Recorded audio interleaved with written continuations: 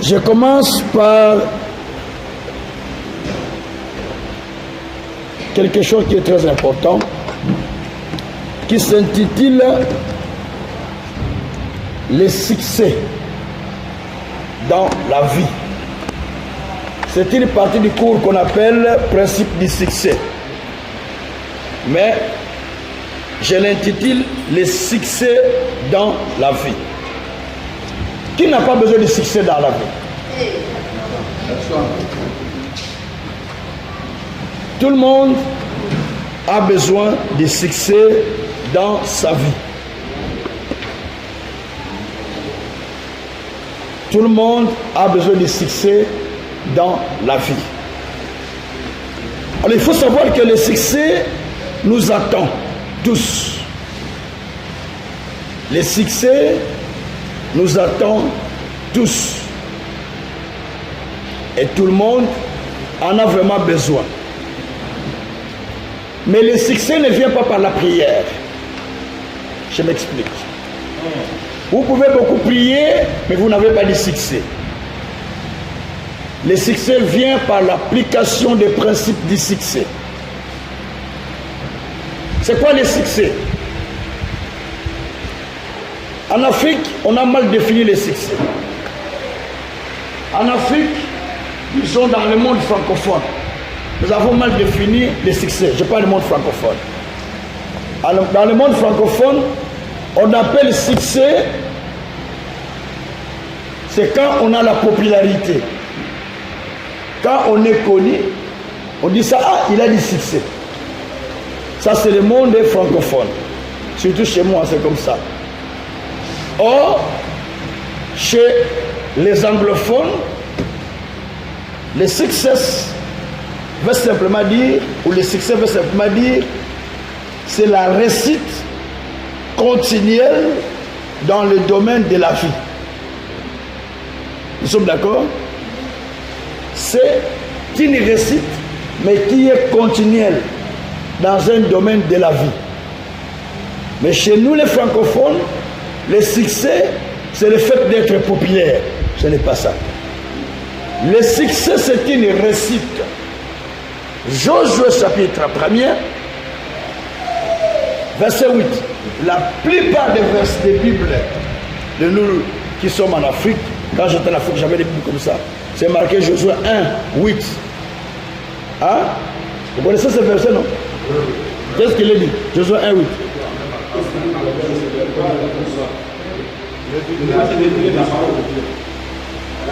Comme vous parlez là, on attend. Il faut que quelqu'un se lève et parle, comme ça qu'on parle. Une personne qui parle, oui? Oui.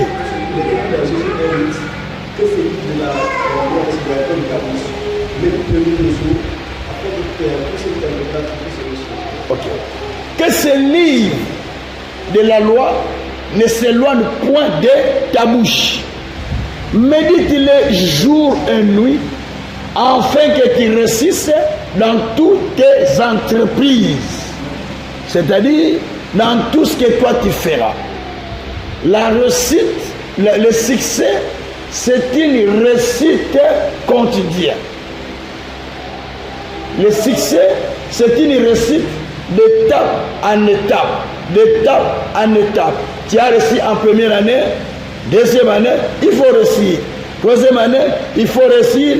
Quatrième année, jusqu'au 13e qui a réussi, tu commences l'UNIF, premier cycle, première année, deuxième année, troisième année, tu termines le premier cycle, tu prends le deuxième cycle. C'est ça qu'on appelle la réussite. Et quand tu finis, tu trouves du travail, tu travailles, tu progresses, tu avances, ça s'appelle la réussite. Ou tu vends quelque chose au marché, mais tu progresses, ça s'appelle réussite. Ou tu commences un ministère, ça avance, on appelle ça réussite. Tu commences un travail, ça avance, tu progresses avec ça, tu vas de gloire en gloire, de succès en succès, de réussite en réussite. C'est là qu'on appelle succès. Donc le succès, c'est une réussite permanente dans notre vie. Nous sommes appelés à réussir dans chaque étape de notre vie. Amen. L'échec n'est pas un frein. Mais l'échec est un tremplin où tu bondis, tu réfléchis un peu, tu changes les méthodes, tu évolues. Cela veut dire que tu ne dois pas laisser ta vie sous la souffrance, sous la misère, alors que toi tu es programmé pour réussir. En réalité, nous sommes programmés par Dieu pour réussir. C'est pas moi qui le dis, hein? Parce que Ésaïe 3, verset 10, la Bible dit que dites au juste que tout ce qu'il fera, ça prospérera ou ça réussira. De tout ce que vous allez faire, ça doit réussir selon Dieu. Alors, dans la vie, vous devez savoir que pour réussir, il y a des choses que vous devez rencontrer, les défis que vous devez rencontrer et vaincre. Cette ampoule a été fabriquée par Thomas Edison. En le fabriquant, il a osé de faire, il a tenté de faire l'ampoule pendant 9999 fois. Il a échoué. 10 millième fois, il a réussi de fabriquer l'ampoule. Cela veut dire, l'échec n'est pas une raison d'abandonner. L'échec n'est pas une raison d'abandonner. Au contraire, l'échec est une raison de chercher d'autres méthodes qui vous permettent de réussir. Chirac a échoué plusieurs fois avant de devenir président en France. Abraham Lincoln, le premier président, le deuxième président, le quatrième président américain, il a échoué 12 fois avant de devenir président. Alléluia. Donc, on peut échouer maintes fois. Et ça ne veut pas dire parce que tu as beaucoup échoué, tu arrêtes. Tu dois continuer le chemin pour arriver là où tu dois arriver. J'ai dit tout à l'heure que la vie ne vous donne pas ce que vous demandez. Mais la vie vous donne des choses pour lesquelles vous allez vous battre.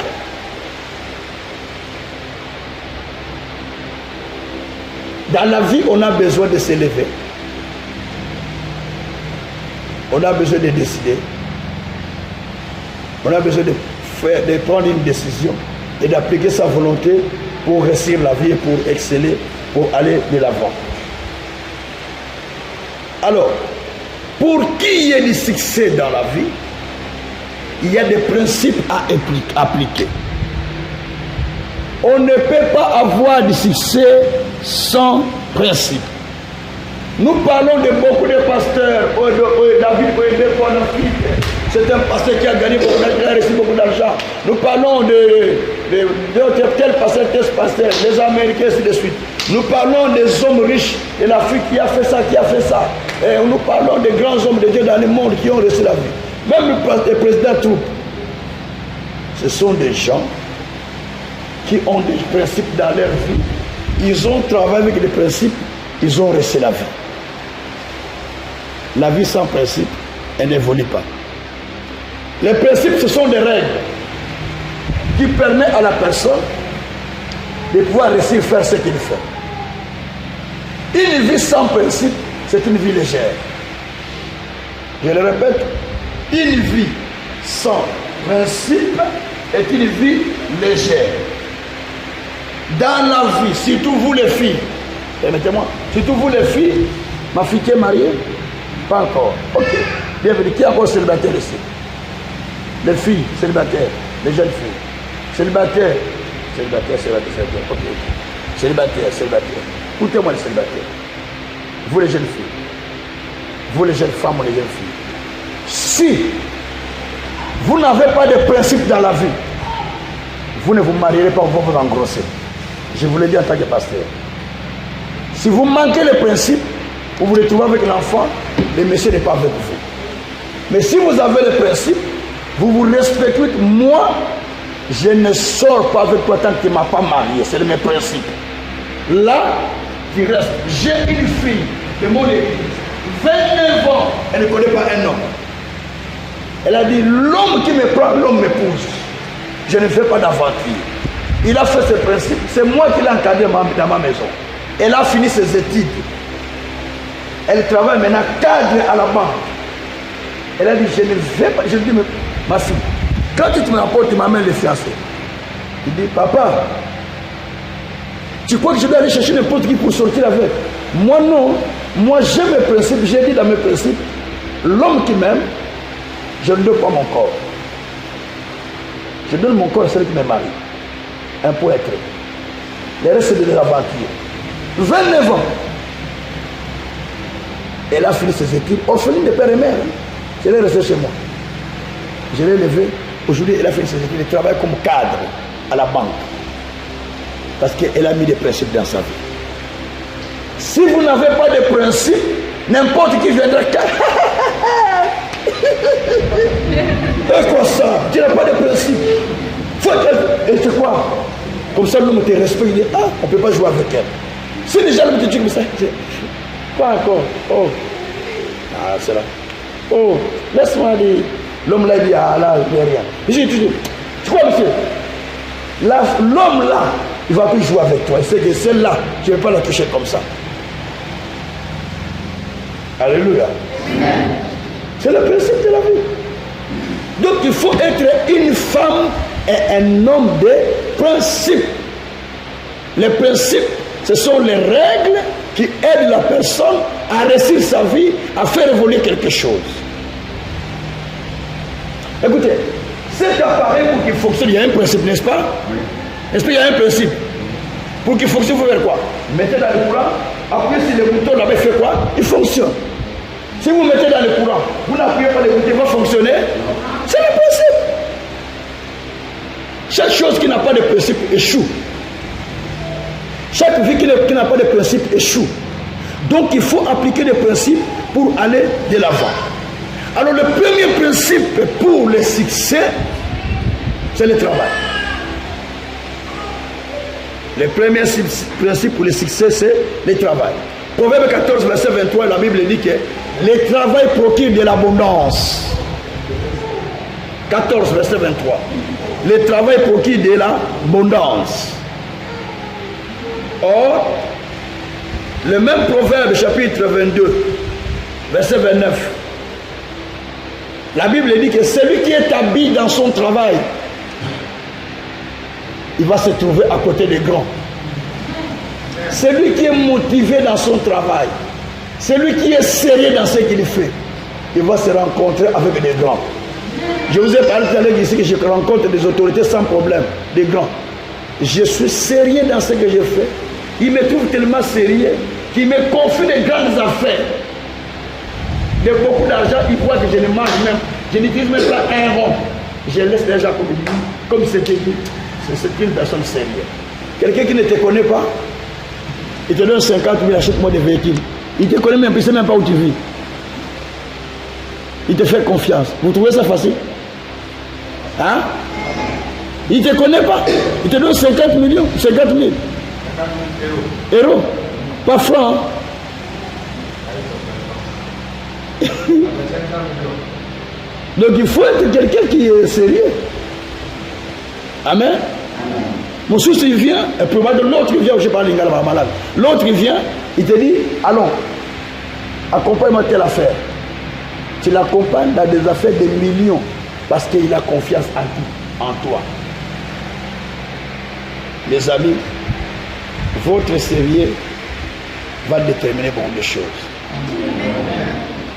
Il faut mettre le principe de la vie. Alors, le premier principe, c'est le travail. Si tu es habillé dans ton travail, tu te retrouves à côté des gars. Le deuxième principe, c'est la diligence ou la motivation. Si vous n'êtes pas motivé dans ce que vous faites, pasteur, croyant, homme d'affaires, femme d'affaires, si vous n'êtes pas motivé pour ce que vous faites, vous n'irez pas loin. Je suis motivé de prêcher les cours, de donner des cours. Motivé de prêcher, motivé de faire le ministère. Parce que je trouve mon intérêt dans ça. Ce n'est pas l'argent. Mais je trouve mon intérêt de prêcher parce que c'est mon mandat que Dieu m'a donné. Donc, il faut être motivé. Dans tout ce que vous faites, il faut être motivé. Amen. Vous savez, la plupart des gens qui sont paresseux ont beaucoup de rêves. Vous ne croyez pas? Hein? Les paresseux rêvent beaucoup parce qu'ils dorment longtemps. Hein? La Bible dit d'ailleurs dans Ecclésiaste 5, au verset 2, les songes naissent par multitude d'occupations. Les paresseux, quand ils dorment, il se passe, oh, Antoine devait me donner de l'argent, il n'est pas venu. Albertine, ce dernier est allé venir têtu. Peut-être qu'il sort avec le frère Gabi. Il va commencer à rêver qu'Albertine sort avec Gabriel, mais il ne sort pas avec Gabriel. Parce qu'il passe dans sa tête. C'est un rêve que vous rêvez parce que vous pensez. Quand vous commencez à beaucoup travailler, vous n'aurez pas assez de rêves. Hein? J'ai dit ce qui est faux. C'est vrai. Quand on commence à travailler beaucoup, on n'aura pas assez de rêves. On aura des visions, mais pas de rêves. Que Dieu soit loué. Alors, le troisième principe, c'est la décision ou la détermination. C'est la même chose. Soyez déterminé ou ayez une décision sur ce que vous voulez faire. Décidez-vous sur quelque chose. La Bible dit dans Job, chapitre 22, verset 29, 28 plutôt, 27 et 28, 28. La Bible dit qu'à la décision que tu prendras, cela aura des succès ou des réussites. Si tu prends une bonne décision, ça te donne des succès. Une mauvaise décision, ça t'amène dans la ruine. Donc la troisième règle ou troisième principe, c'est la décision ou détermination. Vous savez, le 1000 km en quittant pour arrêter Jéricho, c'est 1000 km, parce que... Mais les 1000 km commencent par combien de kilomètres? Hein? Voilà. On ne peut pas faire 1000 km, on commence par 500. On va toujours par 1000, 1 km, 2 km, 3 km, jusqu'à ce que vous arrivez à 1000. Moi, quand je monte dans l'avion, je mets toujours l'écran et le GPS qu'on met là sur l'écran pour voyager, pour savoir vous êtes dans quelle ville et les kilométrages qui restent. Je dis, ah, il nous reste autant de kilomètres. On va arriver à 300 km, on est tout près de Conakry. Ah, 200, on est déjà tout près de Conakry. Donc je regarde toujours là, je regarde les kilomètres qui restent. Mais je regarde à partir du début combien de kilomètres qu'on a déjà fait, combien il nous reste. C'est-à-dire, le trajet de ta vie ne dépend pas de ce que tu vois loin, ne dépend de ce qui commence maintenant. Je vais expliquer. Le trajet de ta vie ne dépend pas de ce que tu vois loin, mais dépend de ce que tu commences maintenant. Amen. Je vous explique. C'est-à-dire, ce n'est pas ce que vous voyez loin qui est très loin, mais c'est ce qui est là que tu dois commencer à faire pour que ce qui est loin vienne vers toi. Amen. Quand vous commencez, vous n'allez pas comprendre. Petit à petit, vous vous retrouvez là, tout près de ce que vous devrez faire. Parce que vous avez marché. Nous avons besoin d'appliquer le principe de la décision. Et puis, après la décision, ce quatrième, la discipline. La discipline, c'est le valve de votre succès.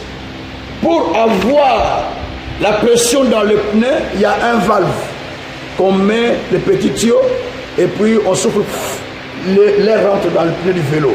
Ok? Ça s'appelle le petit, là on appelle ça valve. Là on met la pression du vélo. Alors, la vie aussi a le valve. Les valves, c'est quoi? C'est la discipline. Si vous n'êtes pas discipliné, vous allez perdre beaucoup de choses. Si vous n'êtes pas discipliné, vous allez rater beaucoup de marchés. Si vous n'êtes pas discipliné, vous ratez beaucoup de voyages. J'ai préparé un voyage pour un frère au Congo. un de mes enfants de l'église qui est évangélique. J'ai dit, bon, j'ai trouvé une opportunité pour Pologne. Je voulais mettre une église en Pologne. J'ai dit, bon, je l'amène qu'elle aille rester en Pologne pour travailler là-bas et faire l'église là-bas. Et puis là, il va avoir forcément des papiers. J'ai commencé à faire les démarches pour lui. Pendant que je préparais, j'ai commencé vraiment à penser à lui. J'ai dit, on va préparer faire les démarches pour lui. Et puis, Dieu ne dort pas. Dieu sait que si tu amènes cette personne, elle va te causer des problèmes. Il a révélé son secret. On l'a attrapé avec du chanvre, en train de fumer du chanvre. Les pasteurs. En train de fumer des chanvres. La drogue, hein. Il n'y a pas de chanvre ici dans ce pays. Voilà. En train de fumer. Maintenant, c'est une maman de l'église qui a vu. Dans un coin où on fume du chanvre, il était en train de fumer du chanvre. Avec le fumer du chanvre. On a fait passer, on a deux mois, il est parti. Lui, c'est là donné. Parce que le rabbin, il est parti, puis il fumait avec l'autre. Et puis quand il chante, hein, toute l'église, il saute, il fatigue. Moi, je voyais qu'il chantait sans se fatiguer. Il modérait, les yeux sont rouges. Je croyais qu'il pleurait beaucoup, alors qu'il fumait les chambres, je ne savais pas. Mais je pensais que j'ai... Alléluia, Alléluia, Alléluia, Alléluia. Il joue au tom-tom. Alléluia. Il ne se fatigue jamais. Tout le monde se fatigue. J'ai dit, ah, Laurent, tu es fort. Même quand on commence à prier, Seigneur Dieu, tout le monde se fatigue, mais lui, il ne dort pas. Oh, il prenait la chanvre. Je ne savais jamais. Je suis allé en Europe, jamais si j'ai fumé le chanvre. Il y a l'onction du chanvre, parce que. Mais parce qu'il fumait le chanvre, tu connais, je ne vais pas dire son nom parce qu'il fume des coups. Il fumait avant d'aller prêcher. À la télé même. Alors, maintenant, on me dit que, maintenant, le vieux pasteur qui est là, pasteur Nzemba, un de mes pasteurs, on lui a donné la nouvelle. Il est allé parler avec les frères, les frères Annier. Il n'y a pas de problème. Un jour, Dieu ne dort pas. La nuit, le pasteur était parti quelque part dans un deuil. Au retour, quand il revenait, il est passé dans un quartier, donc juste dans leur quartier, mais dans un coin. Et là, il a trouvé les garçons qui étaient assis en train de fumer. Et Laurent était en train de fumer. Il ne savait pas que c'était lui. Et le courant était coupé. Voilà la malchance. Le pasteur arrive juste au coin de la rue et j'étais là-bas, dans la lumière. Il dit,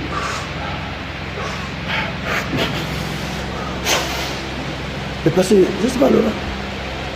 Oh, frère Laurent. Oh, il a jeté. Il dit, ah, toi tu filmes. Ah non, père, je passe le temps ici avec les frères. Les frères disent, oh, mais pasteur, dis qu'on filme ensemble, non? Je filme. Quand on m'a dit ça, tout était déjà prêt, tout préparé. J'avais un ami qui était chancelier, en fait une fille qui était une grande copine à moi, une fille avec qui on avait étudié en Europe, mais sa grande sœur était la femme de chancelière de l'ambassade de Pologne. Et je lui ai parlé si on peut on peut aider quelqu'un pour trouver le visa, qu'il aille travailler comme pasteur. Il dit, il n'y a pas de problème, je vais faire ça. Toutes les démarches étaient au point. J'ai dit, laisse tomber. Ça va me disqualifier. Jusqu'aujourd'hui, il est là. En train de souffrir avec les chaussures qui sont coupées. J'ai dit, souffre avec tes chaussures coupées. Parce que si tu étais sérieux, tu serais déjà en Europe. Manque quoi? De discipline. Manque de quoi, hein? Discipline. Si tu n'es pas discipliné, tu vas rater beaucoup de choses. C'est pourquoi la Bible dit dans 1 Corinthiens 9, au verset 24 et verset 7, jusqu'au 27, Paul dit, je traite durement mon corps, je tiens à l'assujettir. Il faut traiter ton corps durement. Il faut l'opprimer, il faut empêcher ton corps de ne pas faire des choses que toi tu ne veux pas faire. Dis à ton voisin, dis à ton corps de ne pas faire ce que toi tu ne fais pas. Non, dis-lui, dis à ton corps de ne pas faire ce que toi tu ne fais pas. Maintenant, pas dans ton corps, toi, mais mon corps. Tu ne feras pas ce que je ne fais pas. Sinon, tu vas m'empêcher de progresser. Au nom de Jésus. Amen. Il faut être discipliné. Frère, vous qui êtes frère, même en matière de femmes, il faut être comment? Discipliné. La Bible, elle est claire. Job 31, verset 1 à 3. Je ne tourne pas mes regards vers une jeune fille. Le père que je sois, c'est lui, non?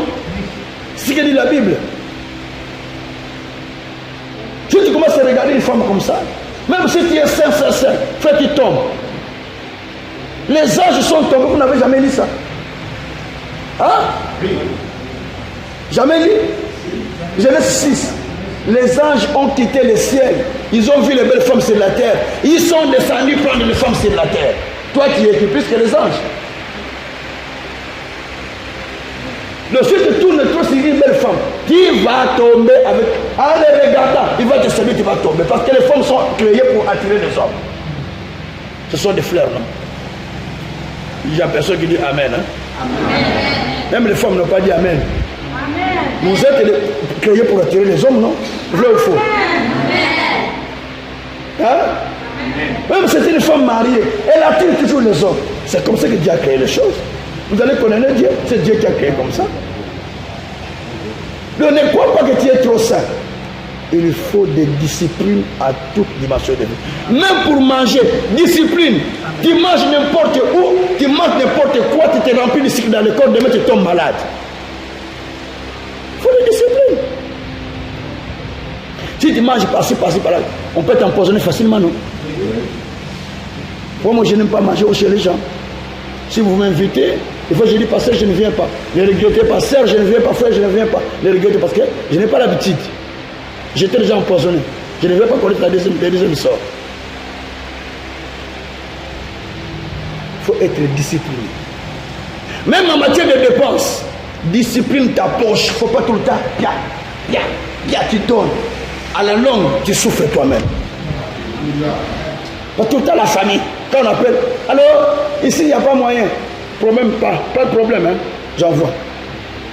Alors, oncle, j'envoie. Alors, tante, j'envoie. Tu envoies, mais tu restes avec combien? Après, toi-même, tu souffres. Personne ne défend ta cause. Personne n'intervient.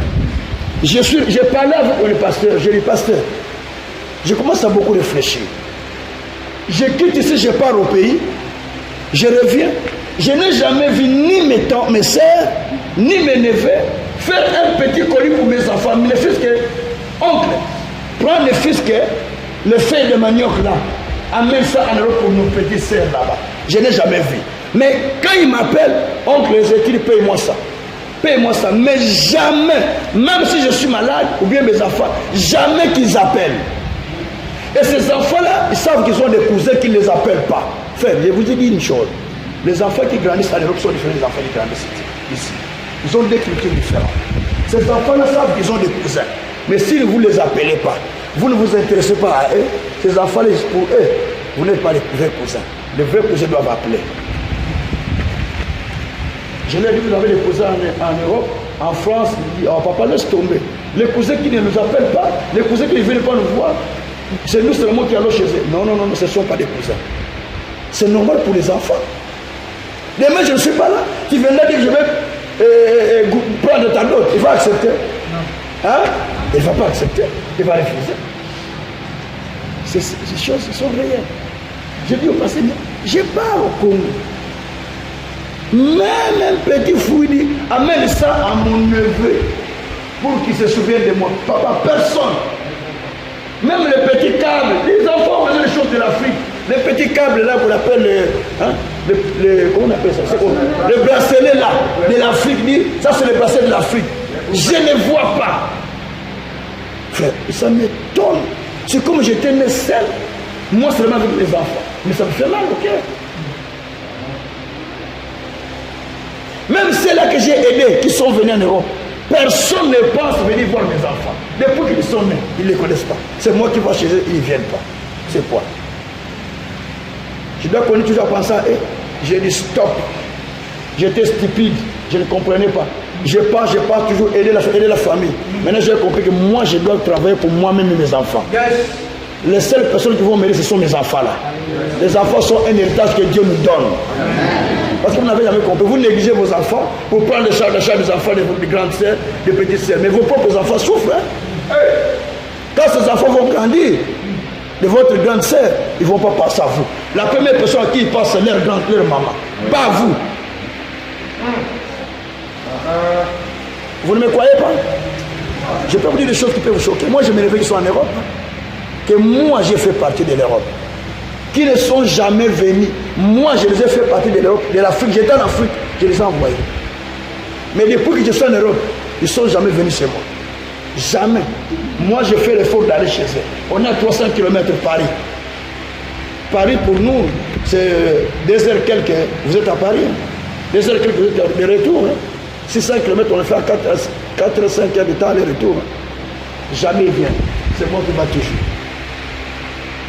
Comment vous allez me dire que ça, c'est la famille? Il faut que je continue comme ça? Non. Je dis stop. Je prends soin de ma famille, de moi-même et de mes enfants. Sinon, c'est une perte de temps. Je ne vous dis pas de ne pas prendre soin de la famille. Hein. Mais prenez soin de vos familles. Mais moi, je vous enseigne ici pour vous expliquer les réalités qui se passent dans le monde. Sinon, vous allez rester dans la même situation, quoi. Amen. Amen.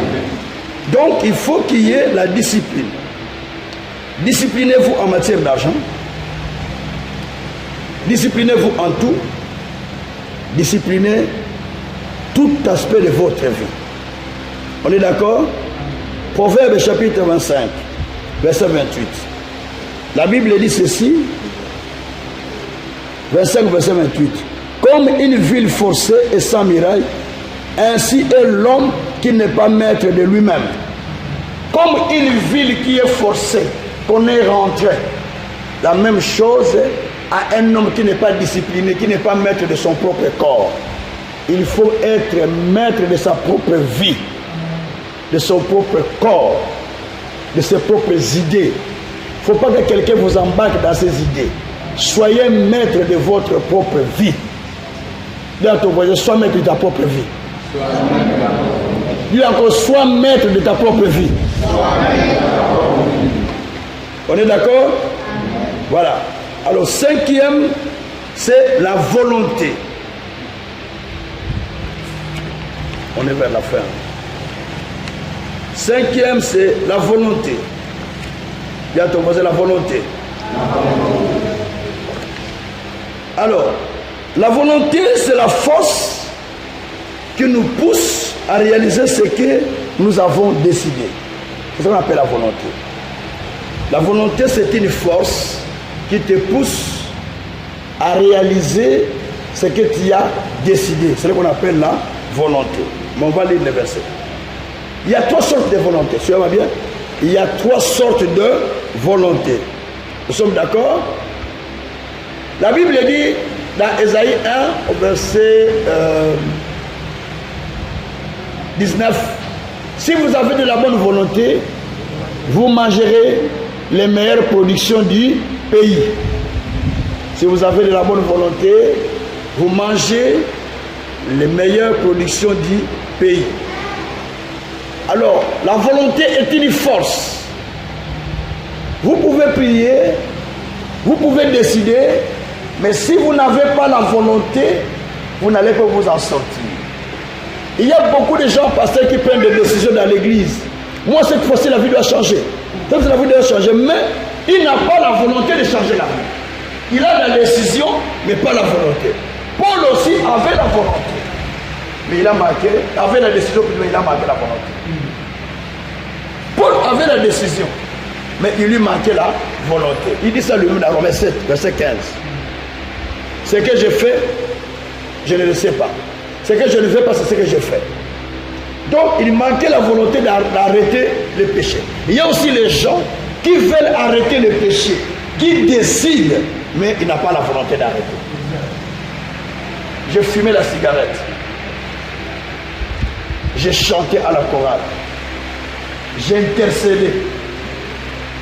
J'ai prié beaucoup. Beaucoup de prophéties. Cigarette, je n'arrêtais pas. C'est comme mon petit Laurent aussi. Je crois qu'il a hérité aussi quelque chose. Et quand je suis allé chez le pasteur, en route, je rencontre le pasteur avec la cigarette. pasteur. J'ai mis ça dans la poche. Je dis, oh, Kassan, oui, viens. Qu'est-ce que tu as dans la poche? Non, rien, papa. J'ai gardé comme ça. Et ça commence à briller le papier. Je dis, ça, quoi? Ah, je me suis brûlé. Ah, tu filmes? Oui, papa, je filme. Prie pour moi. Il dit, ah non, Kassan, je ne peux pas prier pour toi. Tu dois décider et avoir la volonté d'abandonner la cigarette. C'est ce qu'il m'a dit. Il dit, regarde, accélère la voiture, les fumées vont sortir. Est-ce que tu serais capable d'avaler tous ces fumées? Je dis non. C'est ce que tu fais. Tu avales les fumées dans ton intérieur. C'est comme tu avales la fumée de voiture. Si tu décides aujourd'hui, tu peux l'abandonner. Cette parole qu'il m'a dit, je suis rentré à la maison, j'ai réfléchi, j'ai dit, mais je n'ai pas arrêté la cigarette. J'ai dit, j'arrête, j'ai pris la décision. Le soir, j'avais soif de fumer. J'ai dit, ah, j'ai pris la cigarette. J'ai allumé. Dès que j'ai tiré le premier pouce,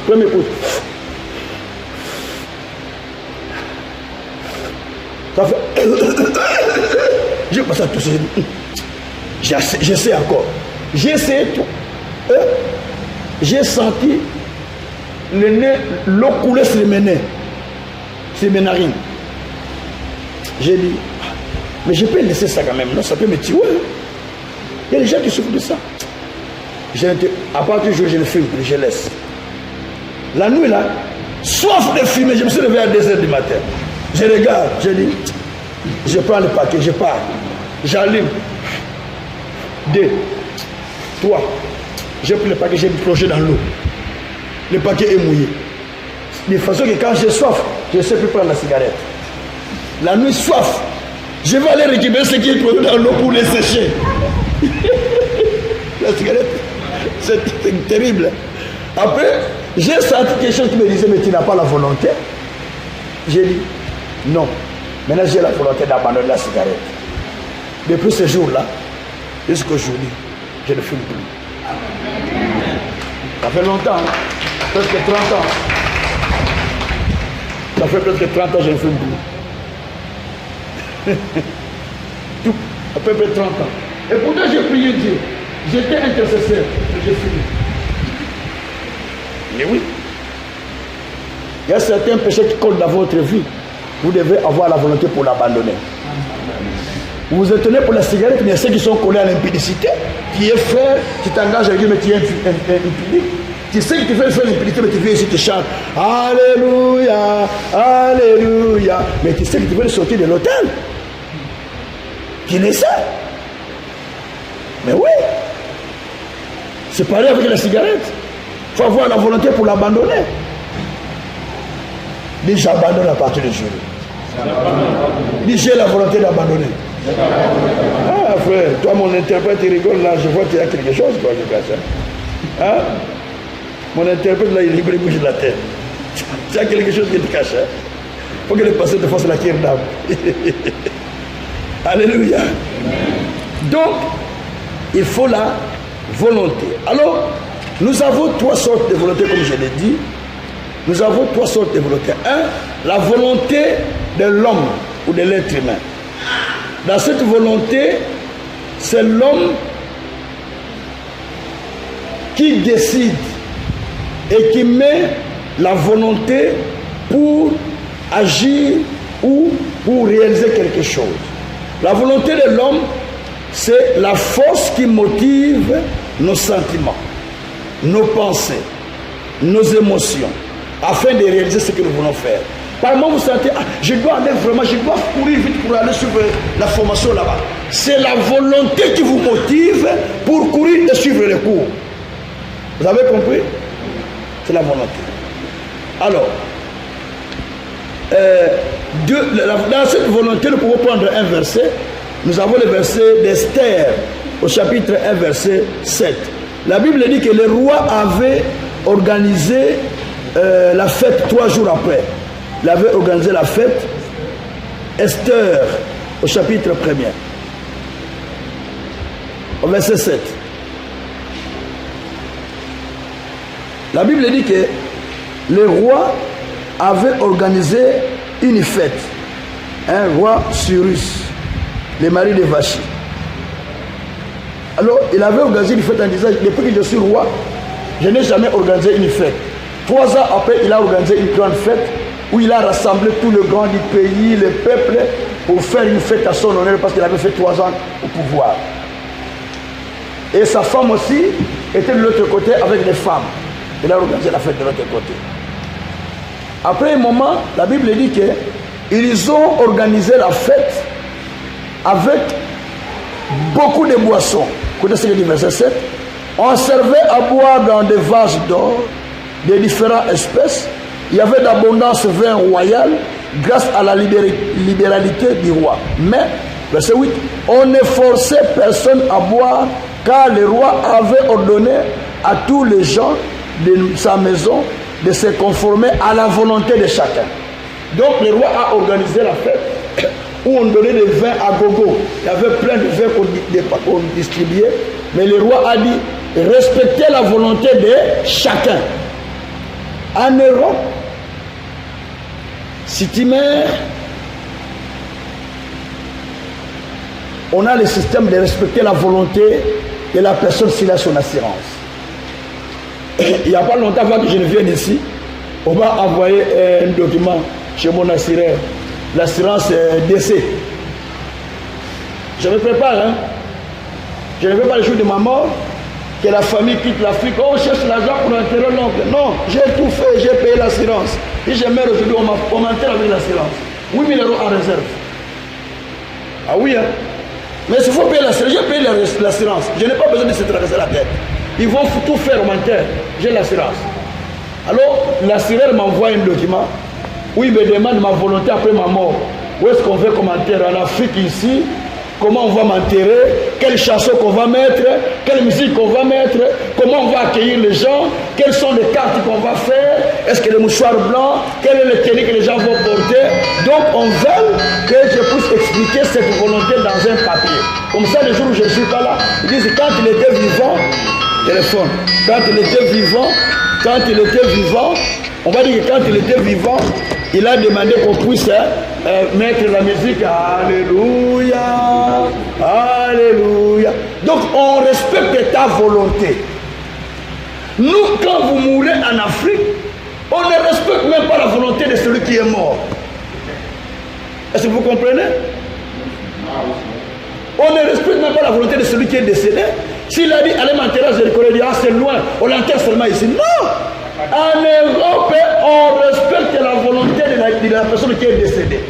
S'il a dit ma maison sera vendue, même si vous allez gauche-droite, la maison sera comment? Vendue.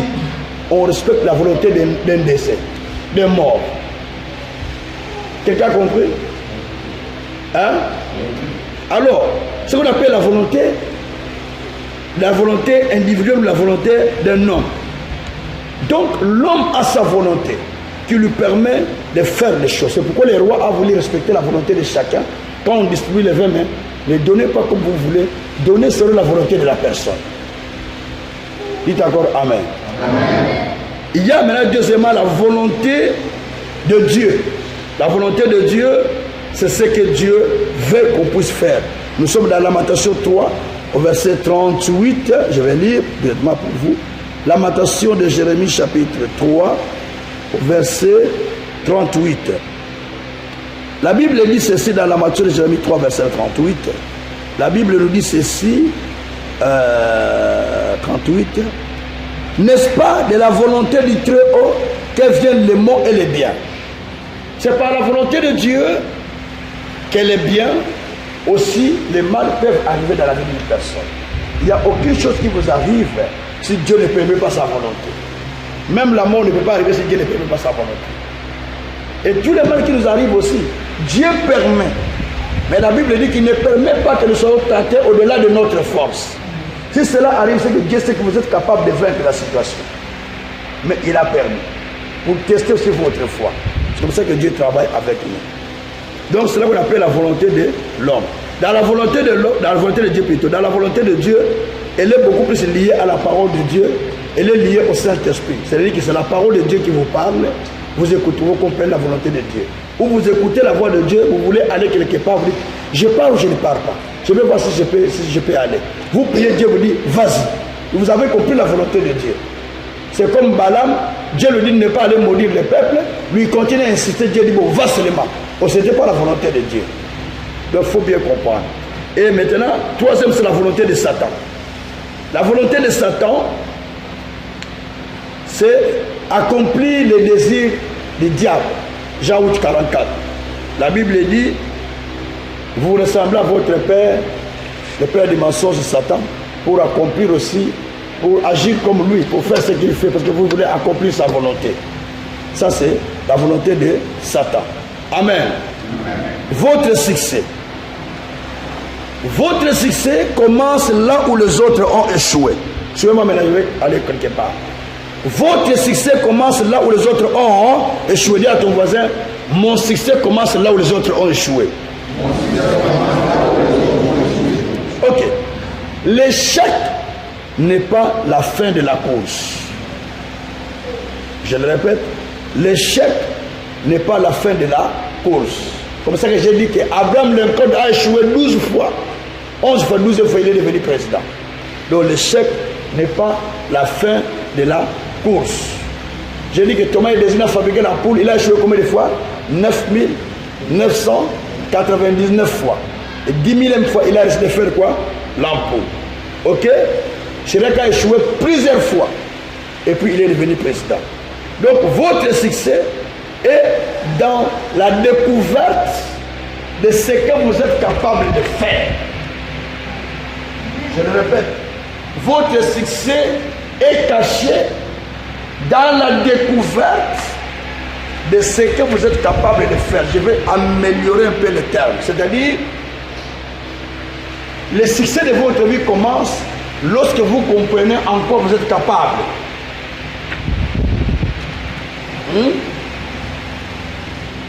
Vous avez compris? Papa, vous êtes médecin. On vous prend. Vous avez fait quelle médecine? Général. Donc vous savez, vous êtes médecin généraliste. Maintenant, on vous prend, on vous met dans le bloc opératoire comme chirurgien. Vous allez travailler là-bas. Vous saurez. Sinon, vous pouvez signer le contrat parce que vous avez besoin du travail. Vous avez besoin du travail. Mais dans l'autre temps, vous n'êtes pas doué à exercer une opération. C'est ce qui est dangereux. C'est-à-dire que le succès de l'être humain commence dans ce qu'il sait qu'il est capable de faire. Moi, mon succès a commencé parce que j'ai compris que je suis capable d'enseigner les paroles de Dieu, je suis capable de prêcher, je suis capable de former les gens. Je me suis branché que dans ça. Et dans ça, Dieu m'a ouvert des portes. J'ai commencé à sortir dans le monde. J'ai commencé à rencontrer les gens. Que dans ça, j'ai eu l'honneur. Que dans ça, j'ai eu ma bénédiction.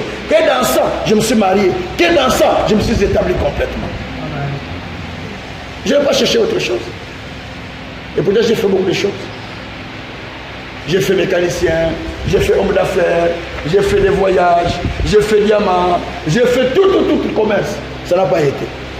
J'ai compris que dans tout ce que je faisais, je n'étais pas là. Dieu m'attendait à un coin. La parole de Dieu, servir Dieu, prêcher la parole, former les gens. C'est là où Dieu m'attendait. Et quand j'ai démarré l'école biblique, c'était le succès. Direct. 126 pasteurs première fois. 97 que j'avais passé l'école. Déjà de donner cours dans une autre école ailleurs. Mais quand j'ai commencé la mienne, 97, 126 pasteurs. Et c'était une année complète. Je venais sur le cours chaque matin pendant une année. Plein de monde. Et c'est parti comme c'est parti. Donc il faut découvrir en quoi tu es capable. En quoi tu es capable. C'est ça. Si tu ne sais pas, tu vas traîner. Alors, si tu découvres en quoi tu es capable, tu avances. Alors, l'échec d'aujourd'hui te permet de pouvoir te préparer pour que demain tu réussisses. Mais si tu ne réagis pas sur l'échec d'aujourd'hui, tu ne réagiras pas sur le futur. C'est-à-dire que tu auras l'échec dans le futur. Le succès dans la vie répond au choix que vous avez fait. Vous avez choisi quoi? Vous avez décidé de faire quoi? C'est là où il y a votre succès. Le succès n'est pas accidentel. Elle ne vient pas par hasard. Mais le succès vient selon le choix que vous avez fait et les décisions que vous avez prises dans votre vie.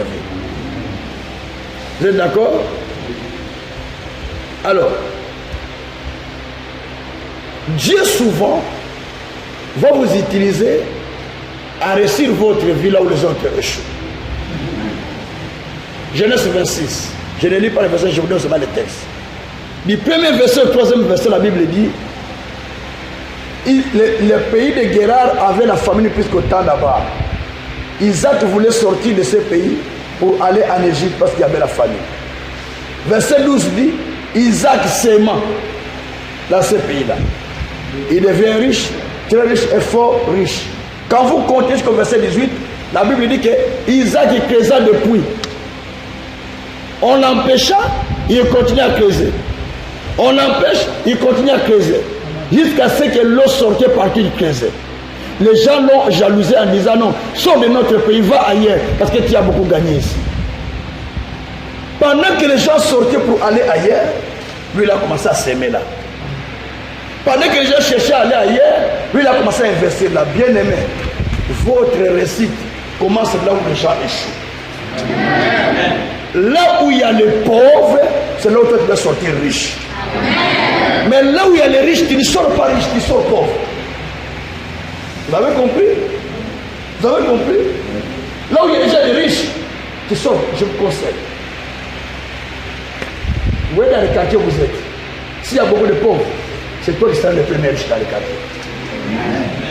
Mais si tu es dans un quartier où il y a déjà des riches, tu ne seras pas connu. On ne fait pas attention de toi parce que tu es pauvre. La Bible dit que la parole du pauvre n'est pas écoutée. Ecclésiaste 9, verset 15 à 16.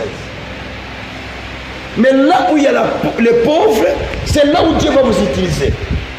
C'est là où on va vous connaître, c'est là où on va vous utiliser. Donc, cela veut dire quoi? Là où les autres ont échoué, c'est là où Dieu vous attend de réussir. Je voulais vous dire ceci. En ce temps ici où les gens ont échoué, Dieu vous donne la réussite. Dieu vous donne le succès. Dieu vous fasse prospérer. Il y a trois sortes de réussite ou trois sortes de succès. Un, tu peux réussir avec Dieu. Ce succès est basé sur la parole. Josué 1, verset 8. Médite la parole toujours et nuit afin que tu réussisses dans tout ce que tu fais. Et tu auras du succès. C'est ce qu'on appelle le succès avec Dieu. Deux, le succès avec Satan. C'est ça, celui-ci est basé sur la force du mal. Je pars à Jéricho, on me donne les gris-gris, je viens avec ici, je commence à faire de l'argent. Je pars, je ne sais pas à quelle ville, je cherche les féticheurs, il me fait des trucs, je domine les autres pour gagner de l'argent. Ça, c'est le succès avec Satan, mais ça finit toujours par tuer, par te condamner toi-même. Alors, le succès humain est basé par la trahison. Il faut que je trahisse pasteur Alexis pour que moi je gagne sa place. Il faut que je trahisse le frère pour que moi je domine. Il faut que je le trahisse, qu'on l'arrête pour que, quand il m'a donné l'explication du témoignage de l'église, comme il a vécu les difficultés quand on l'a arrêté, il m'a expliqué, j'ai dit, donc il faut que le monsieur trahisse le pasteur, qu'on l'arrête pour que l'œuvre ne continue pas. Mais l'œuvre de Dieu ne peut pas l'empêcher. On n'empêche pas l'œuvre de Dieu. Si tu étouffes, ça sort. Tu étouffes, ça continue à sortir encore plus fort. Jusqu'à ce que tu te fatigues, toi-même tu meurs. La Bible dit ne pourrez pas le risque de combattre contre Dieu. On ne court pas le risque de combattre contre un serviteur de Dieu. Quand tu vois un serviteur de Dieu, si tu as un problème avec lui, demande-lui pardon. C'est très grave. Parce que tu ne sais pas que tu cours le risque de combattre contre Dieu, pas contre un serviteur de Dieu. Alléluia. Donc, le dernier succès, c'est le succès avec succès humain. C'est un succès qui est basé sur la trahison, sur les méthodes, sur les stratégies humaines. Il faut faire ça. Si on ne fait pas ça, on ne va pas gagner. Il faut faire ça. On casse l'autre pour gagner. Ça, c'est le faux succès. Mais le vrai succès, toi, tu vas avec Dieu toi-même. Tu dis, Seigneur, je vais faire telle chose. Aide-moi, soutiens-moi. Moi, je m'avance, j'applique mes principes, je paye mes dîmes à l'église, je continue à faire mes affaires. Tu progresses, personne ne peut t'empêcher. Que Dieu vous bénisse. C'est fini.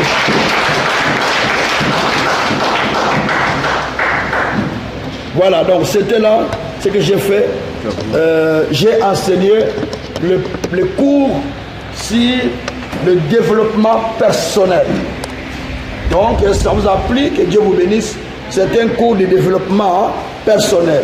Allez l'écouter à la maison et ça va vous aider pour aller plus loin, plus loin, plus loin. Et Dieu vous bénira dans tout ce que vous avez suivi aujourd'hui. Que le Seigneur vous bénisse grandement. Levez-vous, on va prier. On ne va pas faire la prière de tomber. Hein? On prie, chacun prie pour ça, son système. Tu vas dire, Seigneur, écoutez, tu vas dire, Seigneur, aide-moi. Je veux progresser. Je veux prospérer. Ma vie n'était que comme ça ne prospère pas. Mais à partir d'aujourd'hui,